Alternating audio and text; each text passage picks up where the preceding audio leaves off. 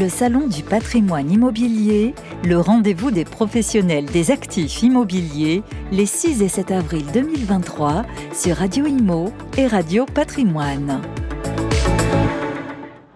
Bonjour et bienvenue à tous, bienvenue au Salon du patrimoine immobilier. Nous sommes ici en plein Paris, au cœur du Marais, carreau du Temple. On est ravis d'accueillir Geoffroy Reiser. Bonjour Geoffroy. Bonjour Fabrice. Comment investir facilement en Europe ? On connaissait Mastéos pour les investissements en France, clé en main, j'allais dire. Et vous êtes directeur Europe. Ça veut dire qu'on peut investir partout en Europe avec Mastéos ? Ouais, exactement. En fait, on a fait simple. On a eu envie de soleil. Et du coup, on allait se développer du côté de l'Espagne parce qu'on avait beaucoup de clients français qui achetaient en Espagne. Parce qu'en fait, il faut savoir qu'en Espagne, il y a à peu près 20% d'acheteurs étrangers. Oui. Et les Français sont les deuxièmes plus gros acheteurs étrangers. Donc, les Français demandent de l'Espagne. Et donc, naturellement, Mastéos, en tant qu'entreprise qui accompagnait déjà les Français à investir en France, que ce soit à Marseille, Toulouse, Bordeaux, etc., dans une vingtaine de villes, naturellement, à cause de nos clients qui nous parlaient de l'Espagne, on a ouvert l'Espagne pour les aider à investir au soleil. Alors moi, j'ai fait une devinette. Je me suis dit, tiens, c'est Madrid et Barcelone ? Pas du tout. Enfin, j'en ai 1 sur 2. Presque 1 sur 2. C'est Madrid et Valence. En fait, on est dans 7 villes en Espagne, mais c'est la région de Madrid et la région de Valence. Alors pourquoi ? Simplement parce que Madrid, ils sont vraiment en train de créer le Grand Madrid, Oui. comme on a créé le Grand Paris auparavant. Ce qui fait qu'il y a des villes autour de Madrid qui sont très rentables et avec des augmentations de prix importantes en ce moment. Comme quoi, pour quel quartier ? Alors, il y a typiquement les villes alentours, en fait, qui sont toute la périphérie jusqu'à 1h30. Madrid est en train d'investir des milliards d'euros pour développer Madrid, surtout direction nord, ouest et sud. Donc, ça crée des opportunités sur la route Madrid-Lisbonne, par exemple. D'accord. Notamment parce qu'il y a des entreprises logistiques qui investissent beaucoup. Il y a notamment le groupe Facebook, Meta plutôt, qui vient de faire un énorme investissement dans une ville inconnue du public qui s'appelle Talavera de la Reina. C'est une ville de la taille de Poitiers, 85 000 habitants. Et en fait, quand des groupes font des investissements dans des secteurs comme la logistique, etc., on suit ça de près parce qu'en général, les prix résidentiels suivent. Oui, on sait que ça va attirer aussi la main-d'œuvre. Et que les prix, même s'ils sont, j'imagine, à Talavera, etc., comme vous l'avez dit, peu relativement bas, ça risque d'augmenter.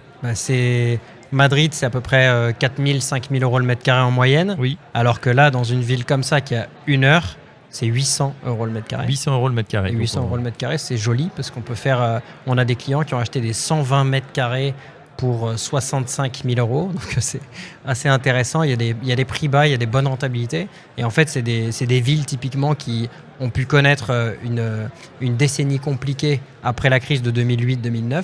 Donc c'est des villes dans lesquelles le taux de chômage a augmenté à ce moment-là, etc. Mais qui sont en train de récupérer, donc qui créent des opportunités d'investissement. Et nous, notre rôle, c'est de jouer le scout d'Europe par rapport à justement les opportunités d'investissement, trouver les zones où investir. Et Valence, même Valencia, même topographie, c'est-à-dire on est donc Barcelone, on imagine un peu trop cher parce que voilà, c'est très très attractif, le monde entier ou l'Europe connaît très bien. Valence, c'est un bon compromis aussi pour investir. Alors Valence, déjà moi à titre personnel, j'ai acheté 2 appartements pour faire des investissements locatifs à Valence. Oui. Donc c'est vraiment une ville que je maîtrise très bien.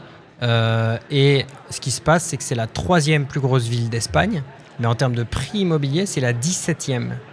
Et en fait, il y a un effet de rattrapage aujourd'hui où Valence est en train de monter et de rattraper petit à petit Barcelone. Et l'augmentation des prix annuels à Valence est 2 à 3 fois supérieure à ce qu'elle est à Barcelone. Ça veut dire que vraiment, en fait, pour un investisseur aujourd'hui, quand on se pose la question de Barcelone ou Valence, très rapidement, la réponse naturelle quand on regarde les chiffres et de rentabilité et d'augmentation des prix, c'est qu'il vaut mieux Valence. Et c'est pour ça qu'aujourd'hui... Prix moyen à Valence et rentabilité... 2 000 euros le mètre carré, 6%. Ouais, c'est quand même très intéressant. Comment on fait pour investir en Espagne ? Est-ce qu'il faut avoir le cash ou est-ce qu'il y a des moyens de financement quand on habite en France ? Alors, il y a des moyens de financement. Et en l'occurrence, comme on est dans le contexte d'un salon sur le patrimoine, je pense que quelque chose de clé à garder en tête par rapport à ça, c'est qu'un Français qui est déjà propriétaire de sa résidence principale, si elle est déjà remboursée ou partiellement remboursée, il a vraiment un secret, il a vraiment un espèce d'astuce magique c'est qu'il peut très bien mettre une garantie sur sa résidence principale. Garantie hypothécaire. En garantie hypothécaire et acheter où il veut. Et en fait, c'est vraiment l'exemple parfait. On a accompagné beaucoup de clients déjà qui sont propriétaires de leur résidence principale en France et qui font des investissements locatifs grâce à une garantie hypothécaire sur leurs biens en France pour acheter en Espagne. Ça, c'est vraiment une voie royale qui est extraordinaire.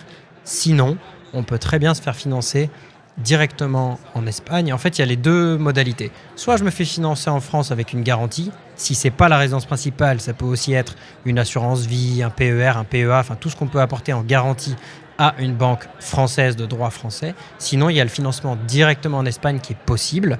Simplement, on a beaucoup de clients qui achètent aussi en cash en Espagne. Pourquoi en cash ? Parce qu'il y a beaucoup de projets en dessous de 100 000 euros ou en dessous de 200 000 euros, tout compris. Voilà, donc pour ceux qui ont fait des économies pendant notamment la crise de période sanitaire, ça peut être intéressant.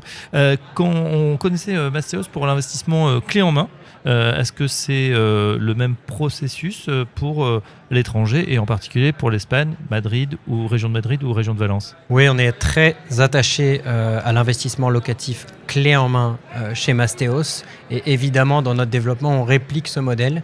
Donc on a des chasseurs sur place qui visitent des appartements, qui trouvent les meilleures opportunités du marché. On a une équipe travaux pour mener à bien les rénovations quand elles sont nécessaires. Oui. On a une équipe aussi pour gérer la partie ameublement et ensuite la gestion locative. Donc l'idée, c'est toujours la même histoire, c'est de rendre l'immobilier le plus facile et le plus sans prise de tête possible en déléguant à Mastéos les prises de tête. On est là pour ça. Tant mieux, effectivement, si on peut les éviter. C'est pas mal, notamment avec quand on investit à l'étranger, on ne connaît pas, peut-être on ne parle pas la langue, et puis au niveau des notaires, des avocats, ça peut être aussi un petit peu différent. Pour vous contacter, est-ce qu'il y a une page dédiée étranger ou on va sur le site Mastéos classique ? On peut aller sur le site Mastéos Classique et télécharger l'application Mastéos sur l'App Store ou sur les stores équivalents Google, etc. Et choisir à ce moment-là France, Espagne, regarder un petit peu les différentes options dans les deux pays. Comme je disais, on est vraiment là pour aider les clients à investir dans les deux pays. Ceux qui vont chercher à investir en Espagne, on a des conseillers évidemment francophones. Donc pour aider les Français, c'est d'autant plus pratique, qui sont là et on aide aussi des Belges, des Suisses, etc. On n'est pas. C'est toujours en direct ou vous travaillez des conseillers en gestion de patrimoine également ? Alors justement, on est en train de développer très fortement des partenariats avec les conseillers en gestion de patrimoine. Pourquoi ? Tout simplement parce que historiquement, les conseillers en gestion de patrimoine ont distribué beaucoup d'immobilier neuf et de SCPI.